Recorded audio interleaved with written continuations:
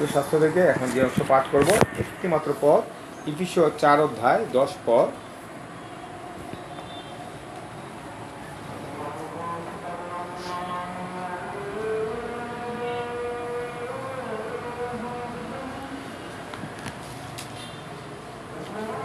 ইফিসীয় 4 অধ্যায় 10 পদ আমার পবিত্র বাইবেলের নতুন নিয়মে 283 পৃষ্ঠায়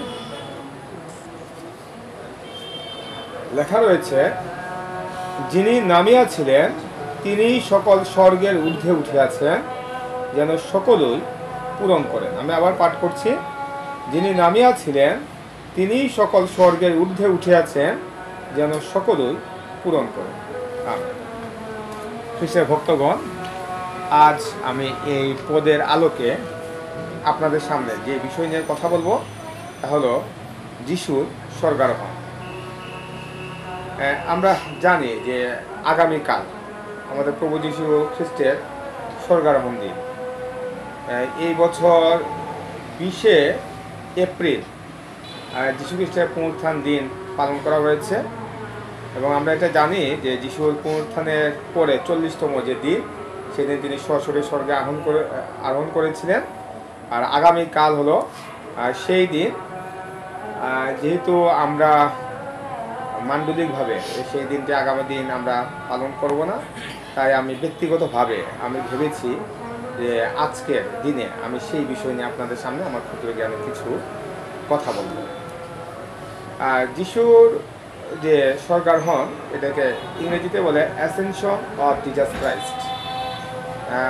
অনেকে আবার এটাকে অ্যাসেনশন অফ দ্য লর্ড এই নামেও আখ্যায়িত করে থাকে।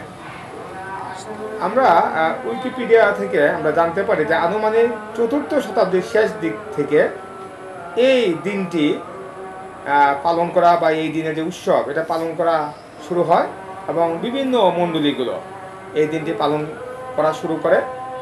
আগামীকালকে পৃথিবীর বিভিন্ন দেশের খ্রিস্টানদের যে বিভিন্ন ডিনোমিনেশন রয়েছে তারা এই দিনটিকে তারা ধর্মীয়ভাবে পালন করবে, তারা উপাসনা করবে এবং এই দিনের বিভিন্ন ঘটনা, এই দিনের গুরুত্ব এবং তাৎপর্য নিয়ে আলোচনা করা হবে।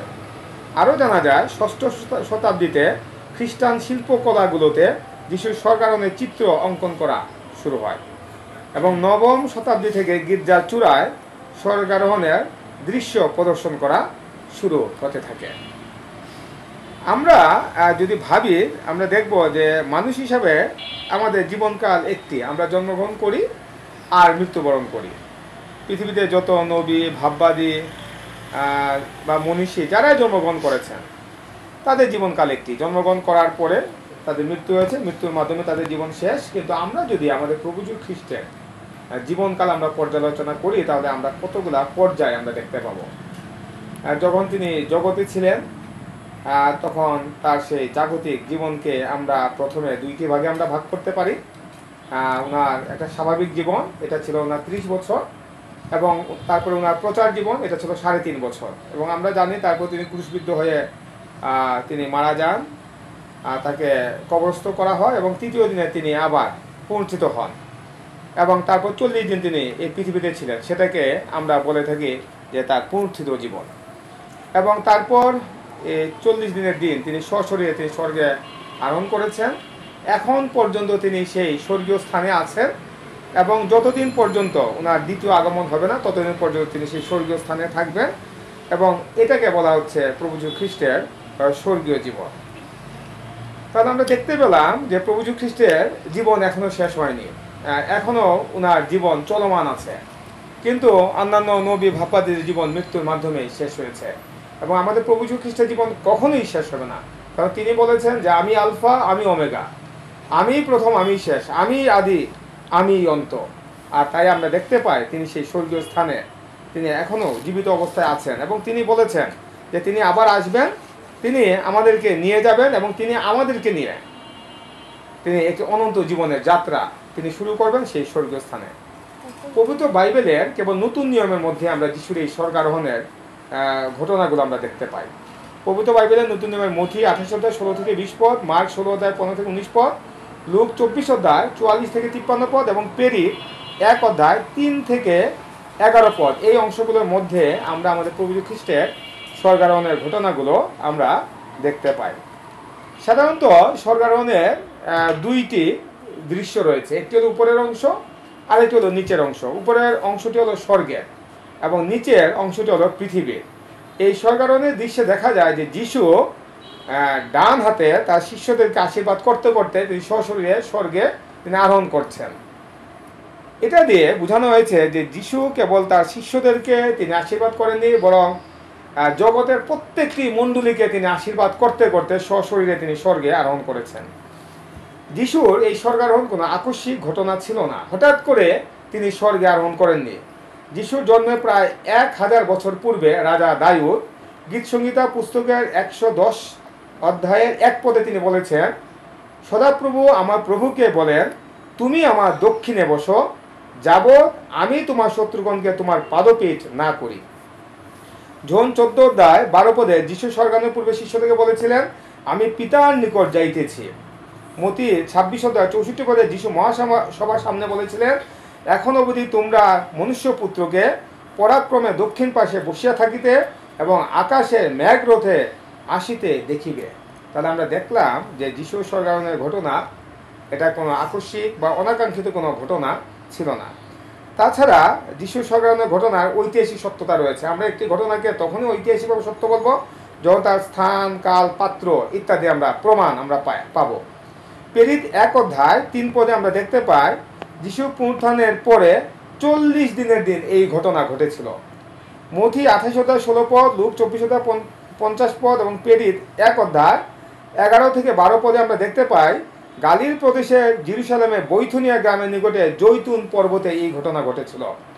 মথি 28 অধ্যায় 16 পদ, মার্ক 16 অধ্যায় 14 পদ, লুক 24 অধ্যায় 36 পদ এবং প্রেরিত 1 অধ্যায় 2 পদে আমরা দেখতে পাই যিশুর প্রেরিত 11 জন শিষ্যের সামনে এই ঘটনা ঘটেছিল। লুক 24 অধ্যায় 50 থেকে 51 পদে আমরা দেখতে পাই যিশু তার ডান হাত তুলে শিষ্যদেরকে আশীর্বাদ করতে করতে সশরীরে স্বর্গে আরোহণ করেছেন। মার্ক 16 অধ্যায় 19 পদ, লুক 24 অধ্যায় 50 থেকে 53 পদ এবং প্রেরিত 1 অধ্যায় 2 পদে লেখা রয়েছে যে তিনি শিষ্যদেরকে বৈথুনিয়ার সামনে নিয়ে গেলেন এবং তাদেরকে আশীর্বাদ করলেন। তাদেরকে আশীর্বাদ করতে করতে তিনি তাদের কাছে পৃথক হলেন এবং ঊর্ধ্বে স্বর্গে নিতে হলেন এবং ঈশ্বরের দক্ষিণে বসলেন। প্রেরিত 1 অধ্যায় 9 থেকে 11 পদে লেখা রয়েছে যে এইসব কথা বলার পর একটি মেঘখণ্ড এসে যিশুকে ঊর্ধ্বে নিয়ে গেল। যখন তিনি যাচ্ছিলেন তখন শিষ্যরা আকাশের দিকে চেয়েছিলেন। তখন শুক্ল বস্ত্র পরিহিত 2 জন পুরুষ, অর্থাৎ তারা ছিলেন স্বর্গদূত। এই স্বর্গদূত তারা শিষ্যদের সামনে এসে দাঁড়ালেন এবং তিনি তাদেরকে বললেন, হে গালিলীয় লোকেরা, তোমরা আকাশের দিকে দৃষ্টি করিয়া দাঁড়াইয়া রহিয়াছ কেন? এই যে যিশু তোমাদের নিকট হইতে স্বর্গে ঊর্ধ্বে নিত হইলেন, উহাকে যে রূপে স্বর্গে গমন করিতে দেখিলে সেই রূপে তিনি আগমন করিবেন। স্বর্গদূতেরা শিষ্যদেরকে এই কথা বলেছিলেন। তাহলে আমরা দেখতে পেলাম যে যিশুর স্বর্গারোহণের ঘটনা এটা কোনো কাল্পনিক ঘটনা নয়, বরং এটা ছিল একটা বাস্তব সত্য ঘটনা। আমরা যদি যিশুর এই স্বর্গারোহণের ঘটনাকে বিশ্লেষণ করি তাহলে আমরা আমাদের খ্রিস্টীয় জীবনে এর কিছু তাৎপর্য আমরা দেখতে পাবো। যিশুর স্বর্গারোহণ আমাদের কাছে প্রমাণ করে যে স্বর্গ আছে, আর এই স্বর্গ হলো ঊর্ধ্ব আকাশে, যেখানে পিতা ঈশ্বর বাস করেন। যিশু স্বর্গে গিয়ে পিতা ঈশ্বরের দক্ষিণ পাশে তিনি বসেছেন। আমরা অনেকে হয়তো ভাবতে পারি যে স্বর্গ বলে কিছু নেই, নরক বলে কিছু নেই, কিন্তু যিশুর স্বর্গারোহণ আমাদের কাছে এটা একদম স্পষ্ট করেছে যে স্বর্গ এবং নরক অবশ্যই আছে। স্বর্গ হলো ঊর্ধ্বে এবং নরক হলো পাতালে। আমরা সেই লাসার এবং ধনী ব্যক্তির আমরা সেই সত্য কাহিনী আমরা জানি। আমরা দেখেছি যে লাসার মারা যাবার পর স্বর্গদূতেরা এসে তাকে সেই পরম দেশে নিয়ে গিয়েছিল এবং আব্রাহামের কুলে বসেছিল। আর ধনী ব্যক্তি মারা যাবার পর সে সেই পাতালে যন্ত্রণার স্থানে সে গিয়েছিল। তাছাড়া আমরা পবিত্র বাইবেলে দেখতে পাই যে স্বর্গের বিভিন্ন বর্ণনা দেওয়া আছে। সেই স্বর্গে জীবন বৃক্ষ আছে, সেটা উল্লেখ করা হয়েছে। সেই বৃক্ষে 12 মাসে 12 ধরনের ফল ধরে। সেই স্বর্গে জীবন নদীর কথা বলা হয়েছে। আমরা আদি পুস্তক 2 দেখতে পাই স্বর্গে 4টি নদীর কথা উল্লেখ করা হয়েছে। এবং আমরা আরও দেখতে পাই যে এলীয় ভাববাদী তিনি সশরীরে স্বর্গে আরোহণ করেছিলেন। হনক ভাববাদী তিনিও স্বর্গে গিয়েছেন। এবং আমরা যিশুর বাপ্তিস্মের সময় জানি যে সেখানে লেখা রয়েছে যে স্বর্গ খুলে গিয়েছিল এবং পবিত্র আত্মা কবুতরের ন্যায় যিশুর উপরে এসে বসেছিল। তাহলে এইসব ঘটনা থেকে আমরা এটা স্পষ্ট হতে পারি, এবং সর্বোপরি যিশু যে সশরীরে স্বর্গে আরোহণ করেছেন সেটা থেকে আমরা একদম বিশ্বাস করতে পারি যে স্বর্গ অবশ্যই আছে। যোহন 14:2-3 পদে যিশু বলেছেন, আমার পিতার বাটিতে অনেক বাসস্থান আছে, যদি না থাকিত তোমাদিগকে বলিতাম, কেননা আমি তোমাদের জন্য স্থান প্রস্তুত করিতে যাইতেছি। আর আমি যখন যাই ও তোমাদের জন্য স্থান প্রস্তুত করি, তখন পুনর্বার আসিব এবং আমার নিকটে তোমাদিগকে লইয়া যাইব, যেন আমি যেখানে থাকি তোমরাও সেখানে থাকো। এখানে যিশু স্পষ্টভাবে আমাদেরকে বলেছে যে তিনি কেন স্বর্গে গিয়েছেন। তার স্বর্গে যাবার একটা উদ্দেশ্য আছে, এবং তিনি সেখানে গিয়েছেন আমাদের জন্য স্থান প্রস্তুত করার জন্য। এবং যখন স্থান প্রস্তুত করা সম্পন্ন হবে, তখন যিশু আবার আসবেন এবং তিনি আবার আমাদেরকে নিয়ে যাবেন সেই স্বর্গীয় স্থানে যেখানে তিনি থাকেন। 2 করন্থীয় 5:6 পদে লেখা রয়েছে, যতদিন এই দেহে নিবাস করিতেছি ততদিন প্রভু হইতে দূরে প্রবাস করিতেছি। যিশুর এই স্বর্গারোহণ আমাদের কাছে প্রমাণ করে যে স্বর্গ হলো আমাদের স্থায়ী নিবাস, আর এই পৃথিবী হলো আমাদের অস্থায়ী নিবাস। এই পৃথিবীতে আমরা চিরকাল থাকবো না, একদিন আমাদেরকে পৃথিবীর জীবন ত্যাগ করে আমাদেরকে চলে যেতেই হবে। আর এখানে বলা হয়েছে যে যতদিন আমাদের দেহে প্রাণ আছে ততদিন আমরা প্রভু হতে অনেক দূরে আমরা বসবাস করছি। তাহলে আমরা যখনই জাগতিক জীবন ত্যাগ করব, তখন আমরা আবার আমাদের সেই স্থায়ী নিবাসে, সেই স্বর্গে আমরা যেতে পারবো। এবং যিশু স্বর্গে গিয়ে এটা প্রমাণ করেছেন যে সেখানে তিনি স্থান প্রস্তুত করছেন, এবং আমরা যারা ধার্মিক আমরা সবাই সেখানে যেতে পারবো। প্রেরিত 1:11 পদে 2 জন স্বর্গদূত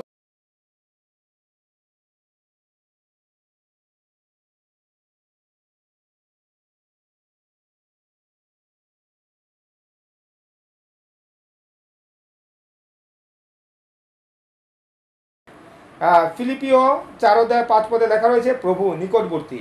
প্রকাশিত বাক্য 22:12 পদে যিশু বলেছেন, দেখো আমি শীঘ্রই আসিতেছি। মথি 24:30 পদে বলা হয়েছে, মনুষ্যপুত্রকে আকাশীয় মেঘরথে পরাক্রম মহাপ্রতাপে আসিতে দেখিবে। প্রথম থিসলনিকীয় 4:16 পদে লেখা রয়েছে, কারণ প্রভু স্বয়ং আনন্দ ধ্বনিসহ, প্রধান দূতের রবসহ এবং ঈশ্বরের তুরি বাদ্যসহ স্বর্গ হইতে নামিয়া আসিবেন। তাহলে এই যে পবিত্র শাস্ত্রের এই বাক্যগুলো আমাদের কাছে এটা প্রকাশ করে যে যিশু অবশ্যই আসবেন। অন্যান্য ধর্মেও বিশ্বাস করে যে কেউ না কেউ আসবে এবং তিনি তাদের শেষ বিচার করবেন। এবং আমরা এটা নিশ্চিতভাবে বলতে পারি যে যেহেতু আমাদের প্রভু যীশু খ্রিস্ট সশরীরে স্বর্গে গিয়েছেন, এবং যেহেতু পবিত্র শাস্ত্রে বলা হয়েছে যে তিনি আসবেন, তাহলে অন্য ধর্মে যাই বলা থাকুক না কেন আমরা বিশ্বাস করি যে প্রভু যীশু খ্রিস্টই তিনি আবার আসবেন। যখন তিনি আসবেন তখন প্রধান দূতেরা তার সাথে থাকবে, তুরি ধ্বনি বাজবে এবং তারা সবাই আনন্দের গান গাইবে। তাছাড়া পবিত্র বাইবেলে আমরা এমন কিছু লক্ষণ আমরা বর্তমানে দেখতে পাই যেগুলো প্রমাণ করে যে প্রভু যীশুর অবশ্যই দ্বিতীয় আগমন হবে। মথি 24:6-14 পদে আমরা দেখতে পাবো, সেখানে লেখা রয়েছে যে যুদ্ধ হবে, যুদ্ধে জনরব হবে, এক জাতি অন্য জাতির বিরুদ্ধে উঠবে, এক রাজ্য অন্য রাজ্যের বিরুদ্ধে উঠবে, বিভিন্ন স্থানে দুর্ভিক্ষ ও ভূমিকম্প হবে। যারা যিশুর বাক্য পালন করবে, লোকেরা তাদেরকে ক্লেশ দিবে, দুঃখ দিবে, তাদেরকে বধ করবে, একজন অন্যজনকে সমর্পণ করবে, একজন অন্যজনকে দেশ করবে। অনেক ভণ্ড ভাববাদী আসবে এবং তারা লোকদেরকে ভুলাবে, অধর্মের বৃদ্ধি হবে এবং লোকদের মধ্যে প্রেম কমে যাবে। লুক 21:11 পদে বলা হয়েছে, তখন বিভিন্ন স্থানে দুর্ভিক্ষ ও মহামারী হবে, আর আকাশে ভয়ঙ্কর ভয়ঙ্কর লক্ষণ ও মহৎ মহৎ চিহ্ন দেখা যাবে। মার্ক 13:12 পদে বলা হয়েছে, তখন ভাই ভাইকে, পিতা সন্তানকে এবং সন্তান পিতা মাতার বিরুদ্ধে উঠবে ও একে অপরকে হত্যা করবে। খ্রিস্টের ভক্তগণ, আজ আমরা বর্তমানে পৃথিবীর চারদিকে এই ঘটনাগুলো আমরা দেখতে পাই, এবং এটা আমাদের কাছে প্রকাশ করে যে প্রভু যীশু খ্রিস্ট শীঘ্রই আসবেন। যিশু স্বর্গে গিয়ে প্রমাণ করেছেন যে তার রাজ্য এই পৃথিবীতে নয়, বরং তার রাজ্য হলো স্বর্গে। জন 18:36 পদে যিশু বলেছিলেন যে তার রাজ্য এই জগতের নয়। আমরা জানি যে যিশুকে যখন সেই শত্রুকে সমর্পিত করা হয়েছিল এবং তাকে ক্রুশে টাঙানো হয়েছিল, তখন তার ক্রুশের উপরে লেখা হয়েছিল, এই ব্যক্তি জিহুদীদের রাজা। যিশুকে রাজা হিসাবে তখন চিহ্নিত করা হয়েছিল। এর কারণ ছিল রোমীয় যে আইন, এই আইনের একটা ধারায় বলা হয়েছিল কেউ যদি নিজেকে রাজা হিসাবে যদি দাবি করে তবে তাকে ক্রুশে টাঙিয়ে হত্যা করা হবে। সেই জন্য তারা যিশুর ক্রুশের উপরে এই মিথ্যা একটা অপবাদ লিখেছিল যে এই ব্যক্তি জিহুদীদের রাজা। যিশু তাদেরকে বলেছিলেন যে তিনি রাজা, তবে তিনি যে এই পৃথিবীর রাজা ছিলেন না সেটা তারা সেদিন বুঝতে পারেনি। যিশু যে সেই স্বর্গের কথা বলেছিলেন, সেই ঐশী রাজ্যের কথা বলেছিলেন, সেটা তখন জগতের মানুষ বুঝতে পারেনি। কিন্তু যিশু সশরীরে স্বর্গে গিয়ে তিনি প্রমাণ করেছেন যে তিনি এই পৃথিবীর রাজা ছিলেন না, কিন্তু তিনি ছিলেন সেই স্বর্গের রাজা। যিশু স্বর্গারোহণ আমাদের কাছে প্রমাণ করে যে সব কিছুর উপর যিশুর প্রভুত্ব ও কর্তৃত্ব রয়েছে। মথি 28:18 যিশু বলেছেন যে স্বর্গে এবং পৃথিবীতে সমস্ত কর্তৃত্ব তাকে দত্ত হয়েছে। 2:36 বলা হয়েছে ঈশ্বর যিশুকে প্রভু ও খ্রিস্ট উভয়ই করেছেন। 1 পিতর 3:22 লেখা হয়েছে তিনি স্বর্গে গমন করিয়া ঈশ্বরের দক্ষিণে আছেন, দূতগণ ও কর্তৃত্ব সকল ও পরাক্রম সমূহ তাহার বশীভূত হইয়াছে। তাহলে স্বর্গারোহণের মাধ্যমে যিশু পৃথিবী এবং স্বর্গের সকল কর্তৃত্ব এবং পরাক্রম তিনি লাভ করেছেন। যিশুর স্বর্গারোহণের একটা তাৎপর্য হলো পবিত্র আত্মার আগমন, অর্থাৎ সেই তৃত্বের তৃতীয় ব্যক্তির আগমন। আমরা জানি যে যিশু স্বর্গারোহণের পূর্বে সেই পবিত্র আত্মা অবতরণ করেননি, কিন্তু যিশু স্বর্গারোহণ করার পর সেই পবিত্র আত্মার অবতরণ হয়েছিল। যোহন 14:18 যিশু বলেছেন আমি তোমাদেরকে অনাথ রাখিয়া যাইব না। যিশু তার শিষ্যদেরকে বলেছিলেন যে তিনি যখন থাকবেন না তখন তারা অভিভাবকহীন থাকবে না, তাদেরকে পরিচালনা করার জন্য, তাদেরকে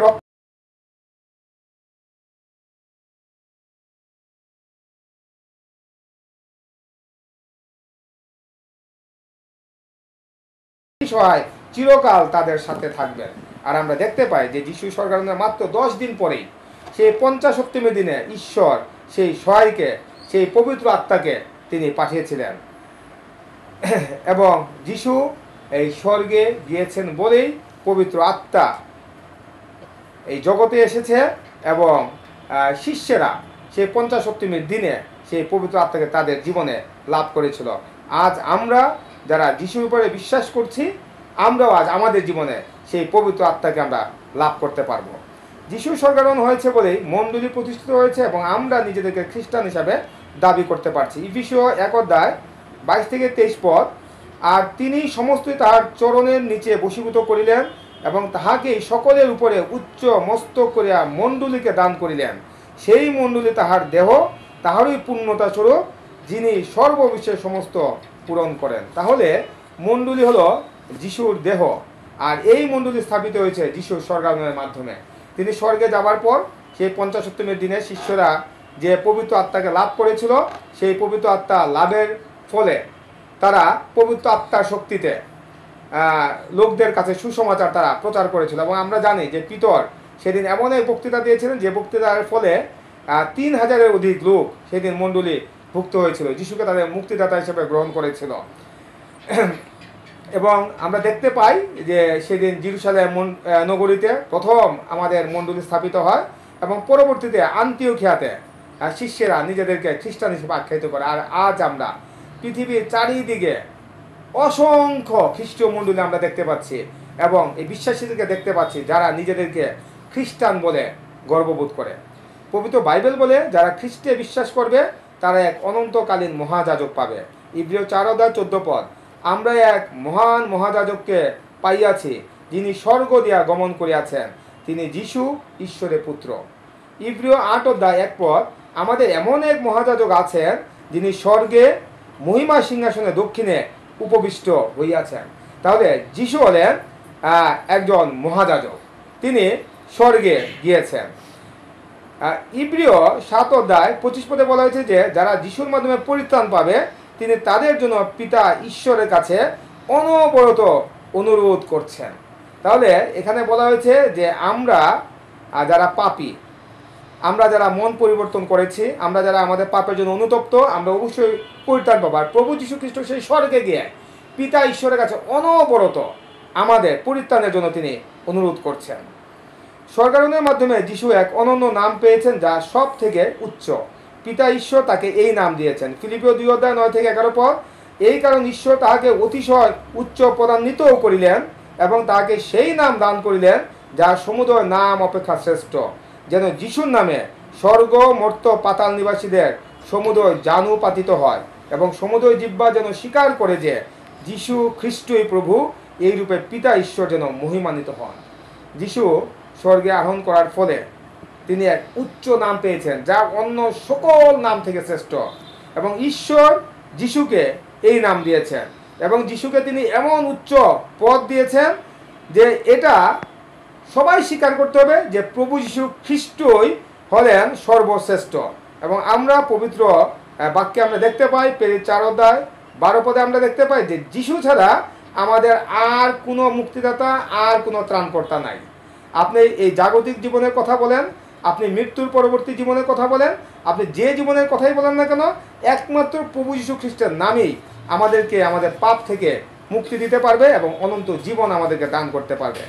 খ্রিস্টের ভক্তগণ, যিশু স্বর্গে যাবার আগে শিষ্যদেরকে এক মহান আদেশ তিনি প্রদান করেছিলেন। মার্ক 16 অধ্যায় 15 পদ, তোমরা সমুদয় জগতে যাও, সমস্ত সৃষ্টির নিকটে সুসমাচার প্রচার করো।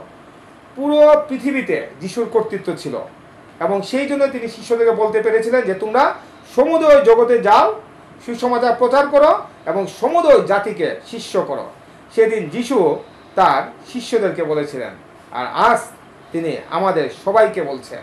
শুধু আমাদের সবাইকে নয়, যিশুর অনুসারী প্রত্যেকটি প্রজন্মকে তিনি বলছেন যেন আমরা সবাই সমুদয় জগতে যাই, সুসমাচার প্রচার করি এবং পিতা পুত্র পবিত্র আত্মার নামে লোকদেরকে বাপ্তিস্ম করি।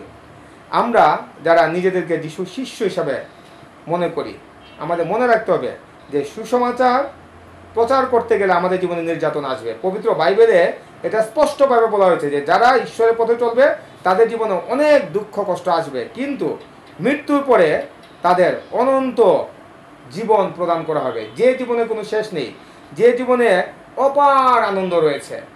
তাই খ্রিস্টেতে ভক্তগণ, আসুন আমরা এই জগতে এমনভাবে আমরা জীবনযাপন করি যেন মৃত্যুর পর সেই প্রভু যীশু খ্রিস্টের সাথে আমরাও যেন স্বর্গে আরোহণ করতে পারি এবং উনার মহাযাজক হয়ে উনার সাথে আমরা উনার যাজক হয়ে উনার সাথে যেন আমরা সেই 1000 বছরের রাজত্ব শেষ করে অনন্ত জীবন যেন আমরা প্রত্যেকের জীবনে লাভ করতে পারি। ঈশ্বর তার নিজ বাক্যে আমাদের প্রচুর আশীর্বাদ দান করুন। আমিন।